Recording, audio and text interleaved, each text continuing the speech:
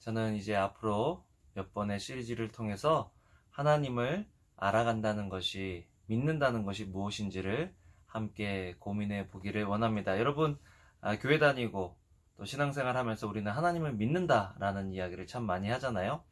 하나님을 믿는다는 것은 하나님을 알아간다는 것입니다. 구원이라는 것은, 영생은 유일하신 참 하나님과 그 유일하신 참 하나님께서 보내신 아들 예수 그리스도를 아는 것이다 라고 이야기했습니다. 여러분, 안다라는 것은요, 지식적으로만 아는 것이 아니라 경험적으로 아는 것을 이야기합니다. 하나님을 알아간다 라고 이야기했을 때, 성경에 이 말이 있지, 성경에 하나님이 이렇다고 이야기했지, 여기서 끝나는 것이 아니라 그 하나님이 우리의 삶 속에서 경험되어지는 것, 그것을 우리는 신앙이다, 신앙생활이다, 이렇게 이야기합니다. 여러분, 성도의 신앙생활에서 가장 중요한 게 뭘까 생각해 보면요, 가장 중요한 것은 구원을 확신하는 것입니다.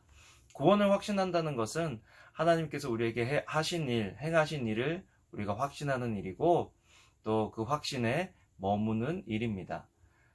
가장 중요한 것은 이 구원의 확신을 왜 가져야 하고 또 어떻게 가질 수 있느냐 하는 것입니다. 구원의 확신이라는 것은 예수 그리스도를 믿고 영접한 자가 성경에 근거해서 성령의 도우심으로 영원한 생명을 소유했다는 것을 어떠한 상황에서도 흔들리지 않고 믿는다는 것을 의미합니다. 여러분, 구원을 확신하는 게 왜 이렇게 중요할까요? 이 구원의 확신은 우리의 육체적으로 비교하면 건강하게 태어난 아기로 비유할 수 있겠습니다. 여러분, 우리의 삶이요, 건강하려면 건강하게 태어나야 합니다. 약하게 태어나면 삶이 약할 수밖에 없죠. 그런데 우리가 거듭났다라고 이야기하잖아요. 예수님을 믿으면 거듭나는데, 우리가 건강하게 거듭나기 위해서는 명확하게 복음을 알고 또 그 복음의 내용을 확신하면서 살아갈 때 우리는 건강한 그리스도인의 삶을 살아갈 수 있게 되는 것입니다. 그렇다면 우리 왜 구원의 확신이 필요한지 이제 아시겠죠? 먼저 구원에 대한 확신은 하나님이 원하신다는 거예요. 구원이라는 것, 복음 안에 들어가 있는 건데, 복음은 무엇이냐? 하나님과 관계없이 살아갔던 우리가 하나님과 관계하게 되었다라는 것입니다. 그런데 이 하나님과의 관계가요, 그냥 먼 관계, 어려운 관계가 아니라 부모 자식 간의 관계가 된다는 거죠. 요한복음 1장 12절에 영접하는 자, 곧 그 이름을 믿는 자들에게는 하나님의 자녀가 되는 권세를 주셨다라고 이야기하고 있습니다. 하나님을 마음속에 모심으로써 하나님의 자녀가 되는 그 권세가 생겼다라는 거죠. 그런 관계가 생겼다라는 것입니다. 구원의 확신을 갖는다라는 것은 어떠한 상황 속에서도 하나님이 우리의 아버지시다라는 것들을 우리가 확신하는 것을 이야기하고 있다라는 것입니다. 부모가요, 이렇게 자식을 키우다 보면요, 우리 자녀들이 저 사람이 내 엄마 아빠 맞나라는 그런 의구심을 가지고 살아가면 부모의 마음이 어떻겠어요? 참 아프고 힘들겠죠? 하나님 아버지도 마찬가지라는 것입니다. 하나님께서 큰 사랑을 베푸셔서 믿는 우리를 구원해 주셨는데, 만약 우리가 죄를 짓거나 또 사단의 방해로 말미암아 하나님이 우리 아버지 맞아? 이렇게 생각한다면 그건 참 불행한 일이겠죠. 구원의 확신은 올바른 정체성을 갖는 것과 마찬가지입니다. 사단은 항상 우리를 공격할 때 우리의 정체성을 공격하거든요. 예수님을 광야로 데려가서 예수님을 유혹할 때도, 시험할 때도 사단은 항상 시험하는 그 세 가지 시험 앞에 이 말을 붙였습니다. 네가 하나님의 아들이거든. 자꾸 뭔가를 증명하라는 거예요. 행위를 통해서. 그런데 이 구원, 복음은 우리의 행위가 아니라 은혜로 구원받았다라는 것입니다. 그것을 확신할 때 우리는 진정한 신앙생활의 기쁨을 가지고 살아갈 수가 있게 되는 거죠. 우리가 하나님 사랑받지 못한 우리가, 하나님께 사랑받을 수 없는 우리가 큰 사랑을 받았다라고 생각해 보세요. 그것이 얼마나 기쁘겠어요. 이 기쁨은 삶 속에 있는 고통과 슬픔도 이기게 해 준다라는 것이죠. 또한 잘 태어나야 건강하게 성장할 수 있는 것처럼 영적으로도 똑같아요. 우리가 영적으로 건강하게 성장해야, 구원을 확신해야 거기서부터 시작해서 예수 그리스도를 닮은 모습으로, 또 예수 그리스도까지, 장성한 분량까지 우리가 성장해 갈 수 있다라는 것입니다. 여러분, 이 신앙이라는 것이요, 구원이라는 것이요, 무슨 착한 일을 해서, 선을 행해서 어떤 조건을 만족했기 때문에 구원받고 이제는 끝이다, 이게 아니라, 우리 기독교에서 말하는 구원은 은혜로 구원을 받고 거기서 끝나는 것이 아니라 거기가 출발점이 되는 거예요. 자격 없는 우리를 하나님께서 예수 그리스도의 십자가의 보혈의 공로로 의롭다 해주시고요, 죄인이 의인이라 칭함을 받는 칭의의 구원으로부터 시작해서 이제 예수님을 닮아가는, 또 예수님 안에서 예수님을 닮은 모습으로 성장해가는 그 성화의 과정들을 겪고, 그리고 결국에는 예수님처럼 영광스러운 모습으로 변할 것이다라는 그 영화의 과정, 이 모든 구원의 과정을 확신하는 것, 그것이 우리 신앙생활의 기초가 되어야 한다는 것입니다. 이것이 없으면요, 그냥 관계 때문에, 감정 때문에 막 좋고 기쁘다가 어려운 일이 찾아오거나 의심이 쑥 들어올 때 뿌리가 없기 때문에 흔들리게 되는 거예요. 그래서 구원의 확신이라는 것은 나무로 비유하면 뿌리가 되는 거예요. 이 뿌리가 튼튼해야 나무가 건강하게 자라고 열매를 맺는 것처럼, 우리도 열매 맺는 건강한 그리스도인의 삶을 살기 위해서는 구원을 확신할 필요가 있다라는 것입니다. 그렇다면 여러분, 어떻게 우리는 구원을 확신할 수 있을까요? 사람들이 많이 물어보죠. 당신 어떻게 구원받은 줄 아느냐? 여러분, 제가 지금 이 비디오를 듣고 있는, 이 영상을 보고 있는 여러분들에게 이렇게 질문합니다. 여러분, 어떻게 여러분이 구원받았는지를 확신할 수 있습니까? 이 질문은요, 이단도 하고 교회에서도 하고 또 사단도 우리 마음에 의심을 불러 일으킬 때 이 질문을 합니다. 네가 정말 하나님의 자녀 맞아? 라고 물어볼 때 어떻게 대답할까요? 우리는 말씀에 근거해서 확신을 가져야 돼요. 여러분, 믿음은요, 덮어놓고 믿는 게 아니에요. 성경책을 펴고 말씀을 보며 믿어야 되는 거예요. 무작정 믿는 게 아니에요. 믿음의 내용이 있어야 하는데, 그 믿음의 내용은 바로 성경이 되어야 한다는 것입니다. 요한복음 1장 12절에 아까 말씀드린 것처럼 영접하는 자고 그림을 믿는 자들에게는 하나님의 자녀가 되는 권세를 주셨다. 또는 에베소서 2장 8, 9절에 너희가 그 은혜를 인하여 믿음으로 말미암아 구원을 얻었나니 이것이 너희에게서 난 것이 아니요 하나님의 선물이라. 행위에서 난 것이 아니니 이는 누구든지 자랑하지 못하게 합니다. 행위가 아니라 은혜로 구원받는다. 이런 말씀들을 통해서 하나님께서 우리에게 주시는 그 음성이 있다라는 거죠. 내가 구원받았구나. 저 같은 경우에는요, 요한복음 17장 3절 말씀을 가지고 구원을 확신하게 되었습니다. 제가 요한복음 17장 3절을 한번 찾아서 읽어보도록 하겠습니다. 요한복음 17장 3절입니다. 영생은 곧 유일하신 참 하나님과 그가 보내신 자 예수 그리스도를 아는 것이다. 여러분, 저는 구원이라는 게 어느 한 시점에만 이루어지는 것이 아니라 예수님을 믿는 순간부터 쭉 이렇게 어떤 과정들이라고 얘기했잖아요. 그런데 그것들을 이해한 게 이 말씀이에요. 이 말씀이 참 좋았던 것이, 영어로 보면 Now this is eternal life that they know you, the only true God, and Jesus Christ whom you have sent. 하나님께서 보내신 그 아들을 아는 것이다. 이 안다라는 것은요, 경험적으로 안다라는 거예요.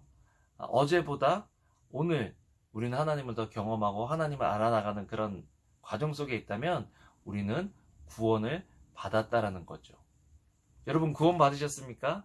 라는 질문 안에는요, 하나님을 알아가고 있습니까? 라는 그 질문이 포함되어 있다는 것을 우리는 알아야 합니다. 여러분, 그렇다면 우리가 구원받았는지 어떻게 알 수 있을까요? 성령님을 통해서 하나님께서 알려주십니다. 또한 우리의 삶 속에 나타나는 그런 지표들이 있어요. 나타나는 어떤 증상, 증거들이 있는데요. 먼저는 구원을 즐긴다라는 거예요. 생각해 보세요. 우리가 생각지도 못하게 어떤 선물을 받았는데 그 선물이 너무 좋은 거예요. 그러면 그 선물을 즐기겠어요? 안 즐기겠어요? 즐기죠. 마찬가지로 하나님께서 자격 없는 우리를 구원해 주시고 죄 용서해 주셨는데, 그래서 죽음의 문제를 해결해 주셨는데, 우리가 그 사실을 확신하면 기쁠 수밖에 없잖아요. 얼마나 좋고 기쁘겠어요. 두 번째로 삶의 변화가 나타난다라는 것입니다. 어떤 사람은요, 막 굉장히 드라마틱하게 변하는 사람도 있지만, 어떤 사람은 삶 속에서 조금씩 변화하는 그 변화가 있어요. 먼저는 죄에 대한 태도가 변한다라는 것입니다. 예, 물론 옛날처럼 죄를 지을 수도 있지만 계속해서 왠지 나도 모르게 죄책감이 들고 찝찝하고 그 죄를 짓지 않기를 원하는 마음이 우리 속에 있게 된다라는 거죠. 또한 죄와 싸우고자 하는 마음이 우리 속에 있다라는 것입니다. 한 번, 두 번, 세 번, 네 번 져도 계속해서 죄와 싸우고자 하는 마음이 우리 속에 있다면 그 사람은 구원받은 사람일 확률이 높죠. 또한 성경에 대한 관심이 생겨요. 여러분, 사랑을 받으면 우리를 사랑해주는 사람을 궁금해하잖아요. 저 사람이 왜 나를 사랑해줄까? 그리고 사랑하면 그 사람을 알고 싶어지죠. 구원을 확신한다는 것은 하나님의 사랑을 확신한다는 것입니다. 하나님의 사랑을 확신하면요, 하나님의 사랑이 쓰여진 증거인 이 성경을 사랑하게 된다는 것입니다. 야, 하나님께서 나를 이렇게 사랑하셨어? 야, 예수님을 보내주셔서 나를 구원해 주셨네? 나의 질고와 나의 부족함과 나의 연약함을 대신 감당해 주셨네? 감사하면서 하나님을 더 알아가고 싶어하는, 그래서 성경을 더 읽게 되는, 또 말씀을 더 듣게 되는, 묵상하게 되는 그런 변화가 우리 삶 속에 일어나게 된다는 것입니다. 또한 삶의 변화 가운데 예수님과 말씀에 대한 태도가 바뀌어요. 뭐냐면 듣고 넘어갈 수 있지만 순종하고 싶은 말씀이 생기는 거예요. 여러분 누군가를 우리가 사랑하면요, 그 사람이 하는 말을 귀담아 들을 뿐만 아니라 그것대로 해요. 그것들을 실행하죠. 그것이 사랑의 증거 중에 하나입니다.